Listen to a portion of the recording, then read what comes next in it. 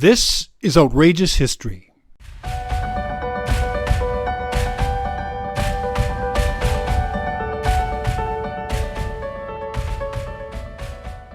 Hello, I'm Ernest Granson, and welcome to Outrageous History.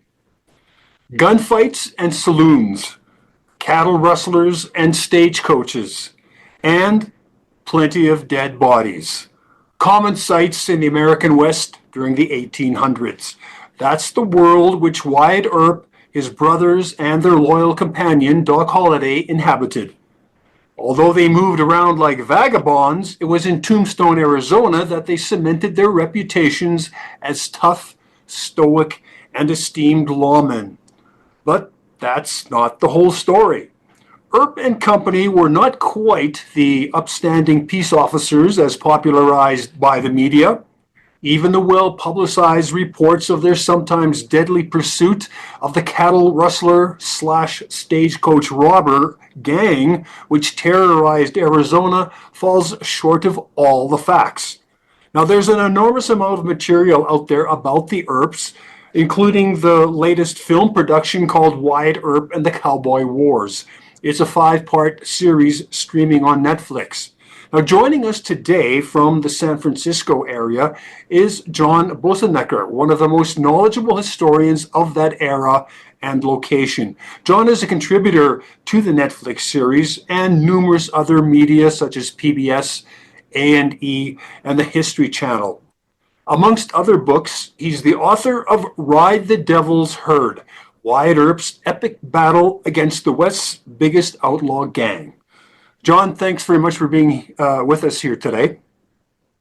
Thanks very much for having me.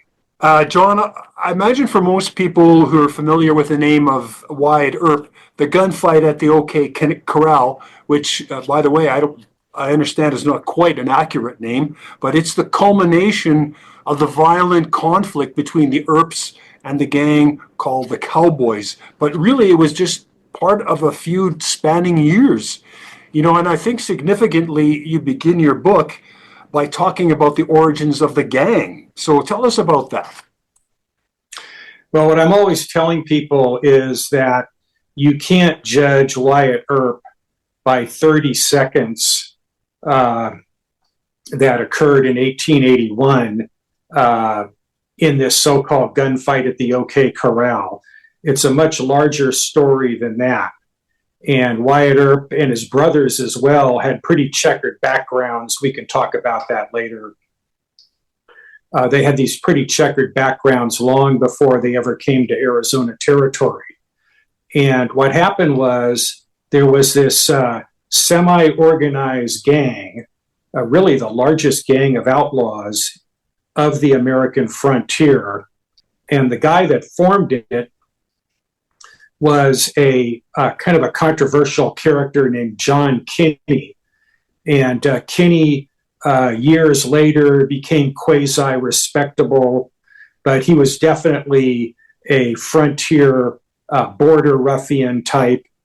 He was a bitter enemy of Billy the Kid. And it's kind of a long story, but basically Billy the Kid came to notoriety during the Lincoln County War. And even before that, beginning in 1875, John Kinney organized this huge gang, very well-organized gang of cattle thieves who would steal cattle, sell them to crooked butchers in New Mexico. And they basically got away with this for quite some time. And one of the members of the gang was Curly Bill Brocious, who would later meet his death in a famous gun battle with Wyatt Earp.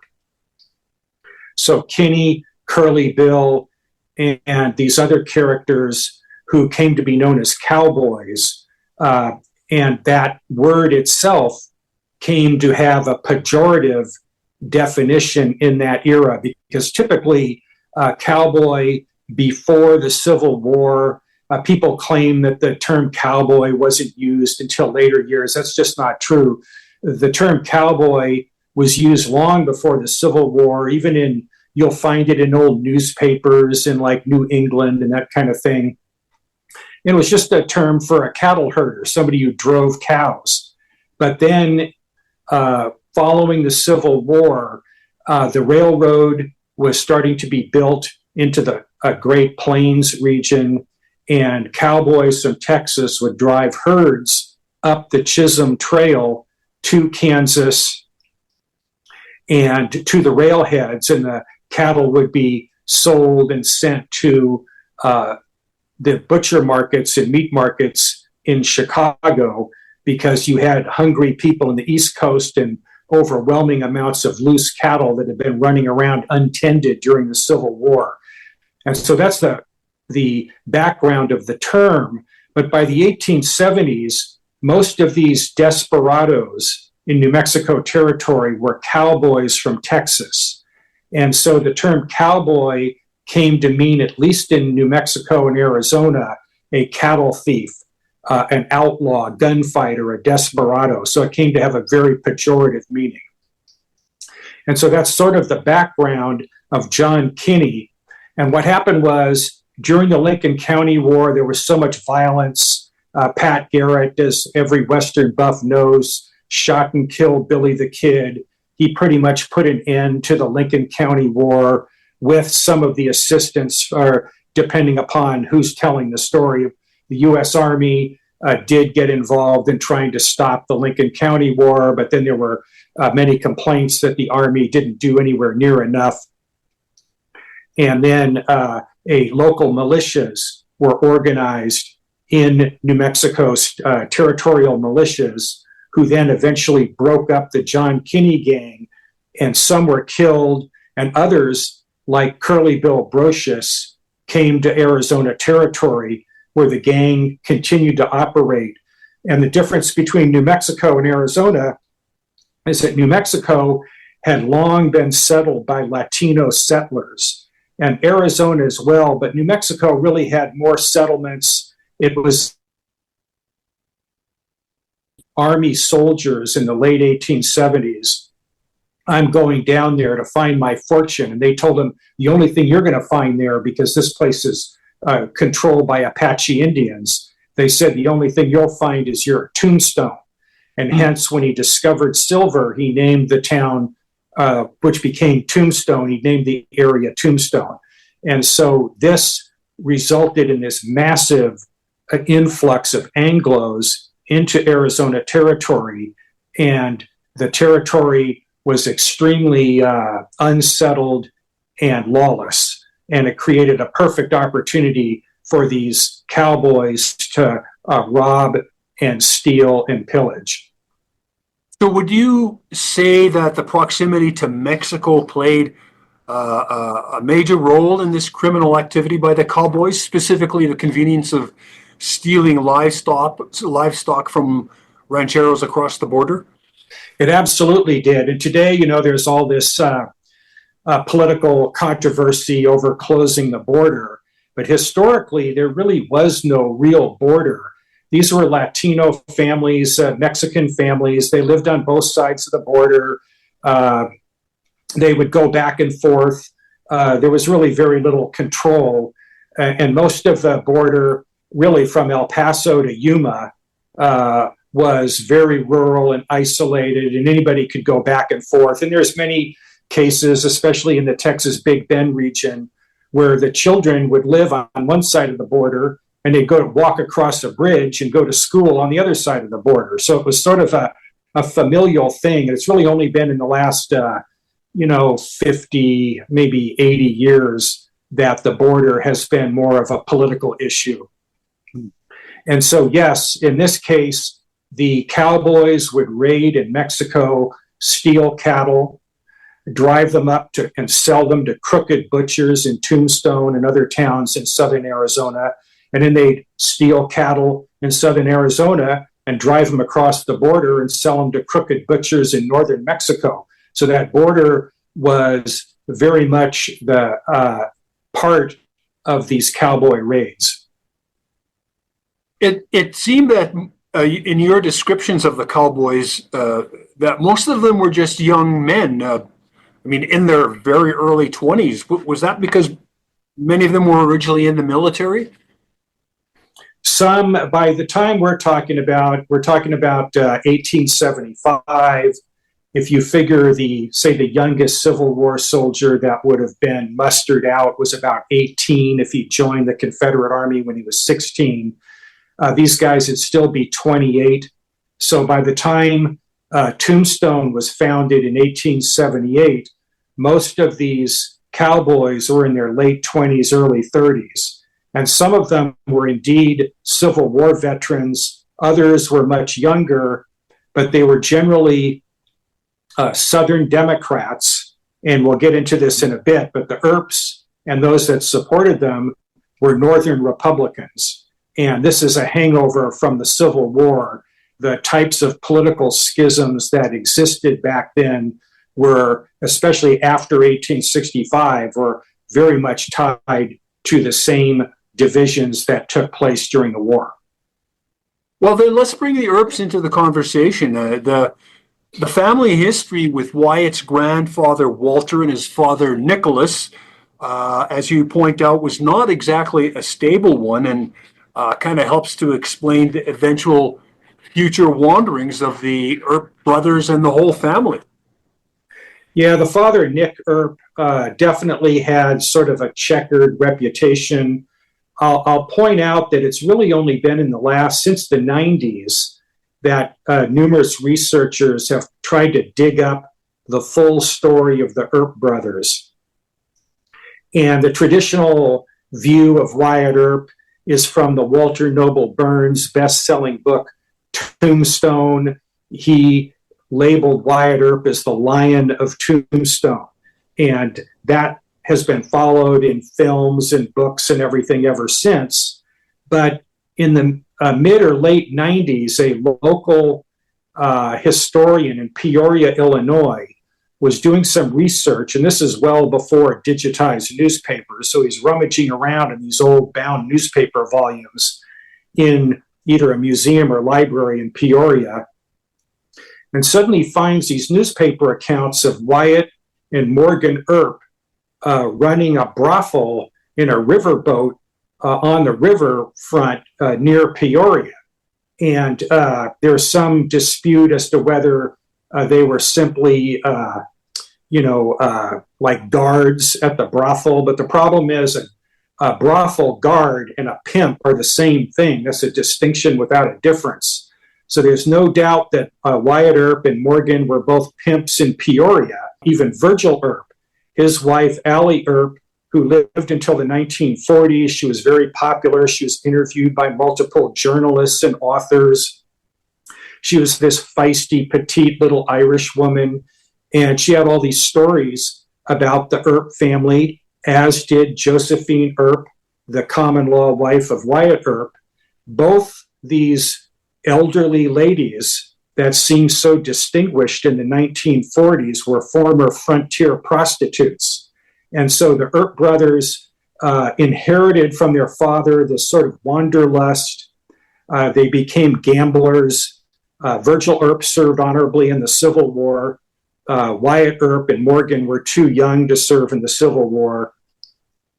But the brothers, all of them, except for their half-brother Newton Earp, who emigrated to California and had a large family and was a middle-class person. He never had any real drama in his life, but totally different than the Earp brothers that we're familiar with, because they all had lengthy histories as pimps and gamblers long before they came to the American West. Now, in the law enforcement aspect of the Earp brothers' lives, Wyatt's experience as a lawman began quite early for him, didn't it? When his father actually enlisted him in one of the many towns in which they lived, but then his troubles with the law also began quite early. So tell us about that part. Well, the Earps actually emigrated out west by wagon train in the 1860s, if I remember correctly, early 1860s, or at least before the Civil War, 1850s. And then they returned to the Midwest. And Wyatt Earp actually became a constable in Missouri. He served honorably. There's a few varied newspaper accounts of him performing his duties without any kind of improper actions or anything like that. And so for Wyatt, law enforcement was something that he gravitated toward, but his total time as a law enforcement officer, if you'd have to add it up, but I think it's less than 7 years. And despite that, if you go by Google hits, he has more Google hits than J. Edgar Hoover. And J. Edgar Hoover would normally be considered the most famous American lawman of American history because he really was the guy who sort of founded the modern FBI and had many, of course, many negative things in his career, as we know. But Wyatt Earp is even better known than J. Edgar Hoover, so it's kind of a great irony. But yes, Wyatt started out in Lamar, Missouri as a constable, eventually moved to the Kansas cow towns, and he sort of drifted from several cow towns, made close friends as a gambler. So he would work as a police officer, but also gambling would be one of his other major occupations. And most people that knew him considered him to be an excellent officer, but he was certainly never a famous lawman.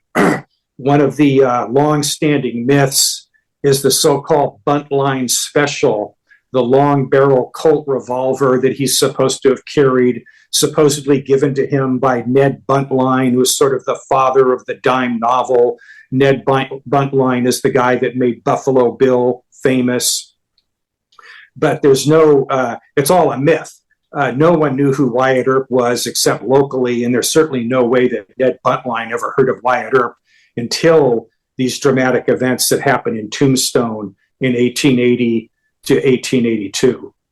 Now, you mentioned a couple of towns that which he served, including Wichita and Dodge City. So in Dodge City, was that when he became friends with Doc Holliday? There's some dispute as to exactly when they first met, but the evidence does seem to indicate that it was in Dodge City. And Wyatt Earp, I will say, by the time he had moved to Lamar, Missouri, he had a short-lived marriage there, but he was a reputable person. He wasn't a pimp. By the time he moved to Kansas, there's no evidence that he took part in any kind of pimping activity. But the women that he met and the women that his brothers met were primarily prostitutes. So it's no surprise that the wives of both Wyatt and Virgil were former prostitutes. So why did the Earp brothers wind up in Tombstone, considering that they'd been wandering around not only those two Western territories, but all the other Western states?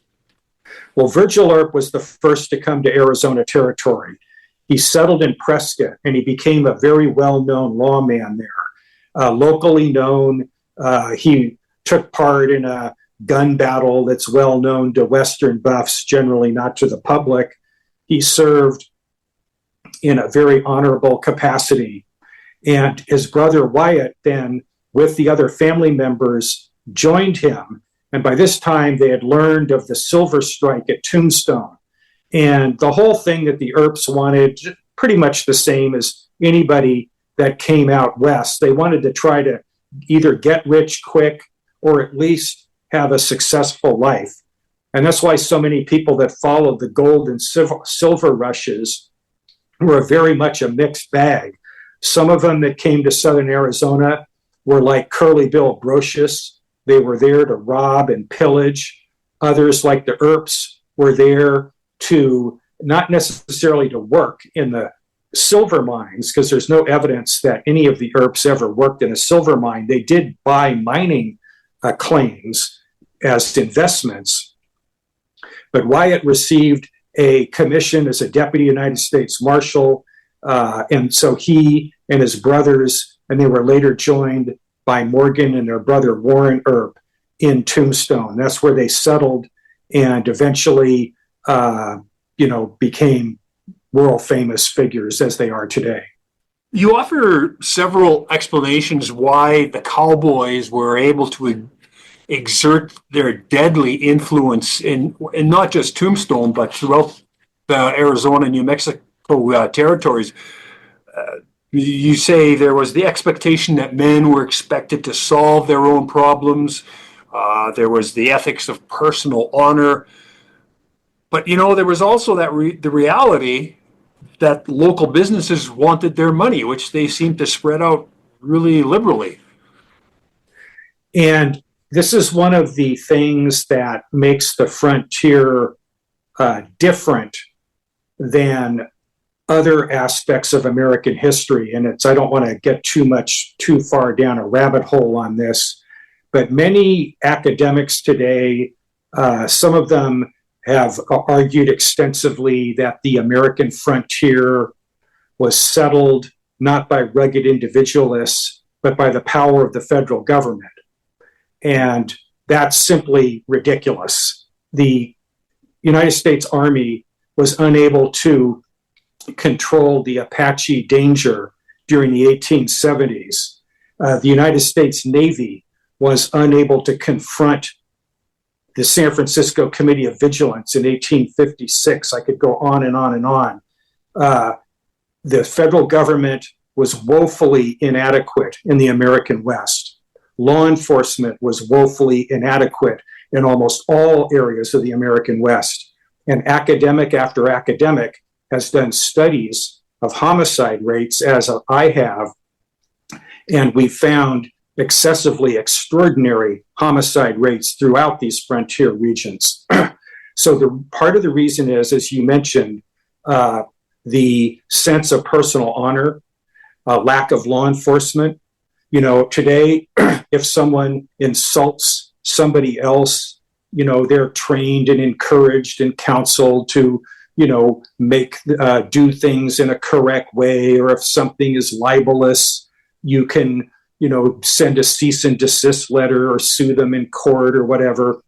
In the 19th century, your sense of personal honor was totally dependent upon whether other people thought you had honor. And that's why formal duels were so common, so much political violence, and so much personal violence. The types of people that came to the frontier also much, much different than any other part of American history. Because the ones that, I'll give you an example. So when gold was discovered in California in 1848, it was almost a year before news reached the East Coast. And the people that joined the California gold rush were not the farmer in Maine, his oldest son, who was working full-time on the farm and had a wife and 4 kids, and he was going to inherit the family farm. The one that joined the gold rush was the youngest brother who owed money to everybody in town and got the neighbor girl knocked up. Those are the ones that came out west, and that's somewhat of an exaggeration, but not that much. So you had these rugged individualists, people that were overwhelmed with this sense of personal honor, too much testosterone, too much liquor, and too many firearms. And the result is extraordinary levels of homicide. You see this in California in 1849, and you see it in Tombstone in 1881. It's a consistent theme throughout the frontier period. Well, so take us through the history of the Earps' relationship with the cowboys and how these two groups of adversaries wound up in that famous gunfight, and what was the significance of the gunfight itself? Well, one of the myths, I think, and it's a more recent one, is that Wyatt Earp and his brothers got involved in a feud with the cowboys. And I point out in my book, I've got over 350 pages of detail about this, but this was a legitimate law enforcement action by the Earp brothers until a certain point during their so-called vendetta ride. And what happened was Virgil Earp became city marshal of Tombstone. The Earp brothers ended up having various degrees of either marshal's commissions or federal possemen. And in the course of their law enforcement actions, all Virgil, Morgan, and Wyatt Earp ended up having encounters with the cowboys. And the cowboys were actually supported by the Tombstone Nugget, the Democratic newspaper in Tombstone, and also by a Tucson newspaper that was a Democratic paper. And so the cowboys would come into Tombstone, they'd sell the herds of stolen cattle, they'd raise hell, they'd get drunk and everything. And Johnny Bean, who was a fairly reputable man, he was the sheriff of newly formed Cochise County, really didn't do much to stop these raids of the cowboys. And so it sort of fell on the Earp brothers.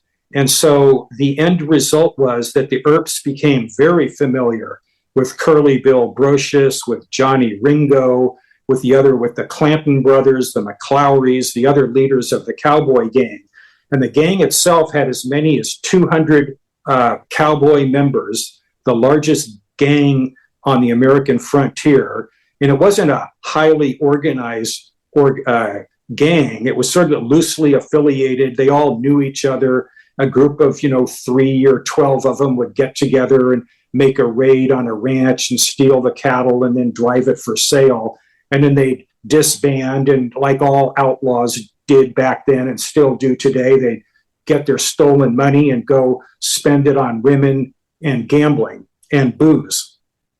So the Earps became very well familiar with the cowboys, and the specific incident that brought them into this conflict with the cowboys was the so-called Drew's stage robbery that happened in March of 1881, where the cowboys made a kind of a fatal error to rob a stagecoach, or try to rob a stagecoach guarded by Bob Paul. And Bob Paul was a famous California lawman who'd been sent to California by Wells Fargo and Company as a Wells Fargo detective. He ended up riding shotgun to guard some of the shipments of silver from Tombstone. The cowboys attacked the stage. They killed the driver and a passenger. And then Bob Paul with the Earp brothers and Bat Masterson did this one of the longest manhunts of the American frontier. They almost died of lack of food and water in the deserts of Arizona and New Mexico. They were unable to catch the robbers. But the short version is that Wyatt Earp made a deal with Ike Clanton that if he would give information that led to the capture of these guys that did this attempted robbery and murder, that he would share the reward with him, and that all Wyatt wanted was the notoriety from making the arrest so that he could then win the election as sheriff of Cochise County. That was Wyatt's ambition. And so to kind of give the brief version, the Ike Clanton became convinced that Wyatt had leaked their deal, and this led to a bitter dispute between the Earps and the cowboys, and then eventually led to the cowboys, the Clantons and McClowrys, were carrying weapons in Tombstone. Many frontier communities, surprisingly enough, had laws against the carrying of firearms within city limits. This is nothing new. Tombstone had such a law. Dodge City had the same law. And so Virgil and his brothers and Doc Holliday went to disarm this group of cowboys in a vacant lot behind the OK Corral. So you can't call it the gunfight at the OK Corral correctly. It's kind of like one of the more humorous things about this title is that everybody can remember the gunfight at the OK Corral, but the gunfight in the empty lot next to Fly's photographic gallery behind the OK Corral just doesn't have that cachet to it, right? So in any event, they encounter them there. This is not a feud.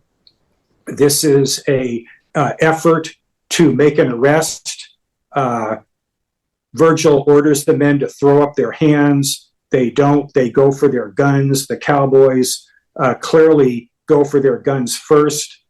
Two of them, or three of them actually, I think it was, fled when they saw the Earps approaching.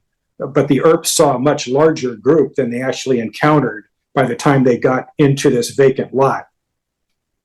And so this gun battle ended up with several of the Earp posse being wounded, but they end up killing three of the cowboys.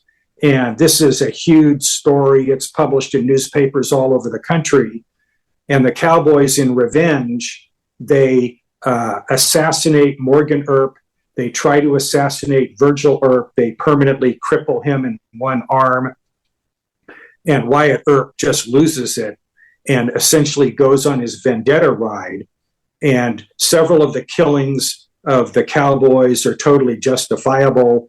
In one case, they kill a Latino guy who's sort of a mestizo, meaning mixed Indian and Mexican or Spanish blood, and named Florentino Cruz, really incorrectly known as Indian Charlie. And he's basically executed.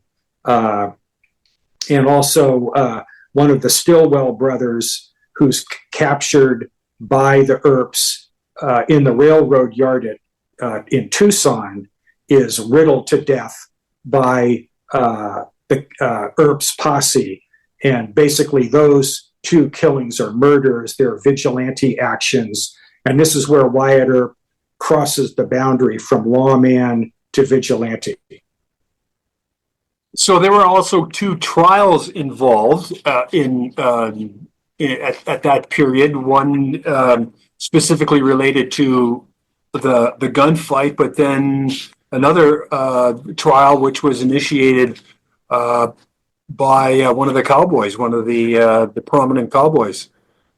Well, the main court procedure was actually a very lengthy preliminary examination. So it was almost like a trial, but the purpose of it was to find if there was probable cause to hold the Earp brothers to answer charges of murder for this OK Corral shootings. And what happened is, and thank goodness, this hearing took place over, I can't remember how long, a week or so, and numerous witnesses testified. A court reporter was present who took down all the testimony verbatim. So many court records from that era have been long lost, thrown out, taken to the dumps, and thank goodness the OK Corral transcript survives. It's actually been published, and the testimony was also published at great length in the Tombstone newspapers. So we have a very detailed record of what happened. And essentially, what people did back then, and especially in this case, the Justice of the Peace brings into the courtroom their own life experiences. And despite the fact that firearms were unlawfully carried in many of these Western communities, there was so little law enforcement that every man knew that they were responsible for their own self-defense. So essentially, you look at just about any jury trial back then, and if the defendant simply was able to show that the person that he killed used, rough language, threatened him, and then made any kind of motion toward a waistband or a pocket, he was justified in firing and killing his opponent. And they would almost, I can't even think of a case in which anybody was convicted under that set of facts. And that's the reason, because all judges and all jurors brought their own life experiences with them into the courtroom. And so this particular Justice of the Peace brought those life experiences with him and failed to hold the Earps failed to find probable cause that they had committed a murder, and found that they acted justifiably. He criticized them for taking partisans with them. in particular Doc Holliday, who was an avowed enemy of a number of the cowboys. And so he felt that Virgil Earp should have recruited a posse of disinterested citizens to help him. But Virgil Earp wasn't a fool. He wanted fighting men that would stand behind him and fight. So he brought his brothers and Doc Holliday. And so that's one thing that I think that is very interesting, that the Spicer, who was the justice of the peace, found that the Earps acted lawfully, but that Virgil Earp, Wells Spicer is his name, found that Virgil acted lawfully, but used bad judgment in taking what he called partisans with him to the OK Corral. So where did the Earps go following this period, and what was the eventual fate of the cowboy gang and its individual members? Well, after this vengeance ride, where the Earp brothers killed a number of the leaders of the cowboys, it basically broke the back of the cowboy gang. Some of them stayed in Arizona territory. Some of them just vanished. Ike Clanton, for example, continued getting into trouble. He was finally shot and killed while resisting arrest in 1887. John Kinney, who didn't take part in these incidents, he stayed behind in New Mexico while all this stuff was going on. He essentially later moved to Arizona and told all these cockamamie stories where he claimed that he was a captain of the militia and that he had broken up Billy the Kid's gang, when in fact he was a member of an outlaw group that was just as bad as Billy the Kid and was fighting against Billy the Kid in the Lincoln County War. So those are kind of the two extremes. Others just vanished. Some of the cowboys went back to Texas where they were killed. And so there was sort of a mixed bag as to what happened to them. Many of the cowboys, we probably only know the names of about 100 of them. I have an appendix in my book where I list all the known cowboys, but by all accounts, there were probably close to another 100, and we don't even know their names. But the Earps basically had this notoriety hanging over their heads. They basically fled Arizona territory because they were concerned when the governor issued warrants for them, because there was another criminal proceeding that was attempted to be brought against the Earps, and for these later killings, especially the killing of Stillwell in the Tombstone rail yard. And here the Earp brothers went to Colorado with Doc Holliday. They were never extradited. They ended up in San Francisco and were running kind of a crooked gambling parlor in San Francisco. And eventually they sort of drifted around from following one gold rush from another to Idaho territory, finally to Nevada. Virgil Earp had sort of a very normal, reputable life, even though his wife, Allie, had formerly been a prostitute. She and he were basically a middle-class couple. He settled in San Bernardino County in Southern California, was a private investigator, and eventually died in 1905. Wyatt Earp himself was, and I should say Morgan Earp was, of course, murdered during the retribution attacks by the cowboys. Warren Earp continued with this sort of rough career. He was eventually killed in a saloon fight in Arizona. And Wyatt Earp, of all of them, lived to old age. He died in about 1928 or 29 in Los Angeles. And then his wife lived until the 1940s. And so he lived the longest life of any of the people involved in the cowboy wars. Well, you write that in a letter to a friend a few years before his death, Wyatt had said, "Notoriety has been the bane of my life. I detest it. Yet He was a regular on Hollywood movie sets during those years, and two of his pallbearers were the famous cowboy actors Tom Mix and William S. Hart. How did his reputation come to be so respected when clearly he had his share of flaws? Well, one of the issues in that era was the communications were horrible. And, we didn't have the internet. There were no telephones. There were very few telegraphs. And so people could reinvent themselves. And that's why the Earp wives were able to transform into just middle-class housewives, leave their careers behind as prostitutes. Neither ever had a child, and women historians that I talked to tell me, and I'm sure they're right, that they were probably exposed to some kind of social disease that made it impossible for them to have children. That was fairly common with the lives of prostitutes in the 19th century. And so despite these upbringings and these traumatic pasts that they had, the women were able to get past that and live fairly normal lives with their husbands. In Wyatt's case, he was lambasted for years. Many, many false stories were told about him, published in the newspapers. He was sort of vilified from the 1880s up through 1910 or so. And then many of these people that were telling these false stories about him then simply disappeared or died, and he managed to outlive them all. And then he and his wife are telling their life stories from their own viewpoint, leaving the negative stuff behind.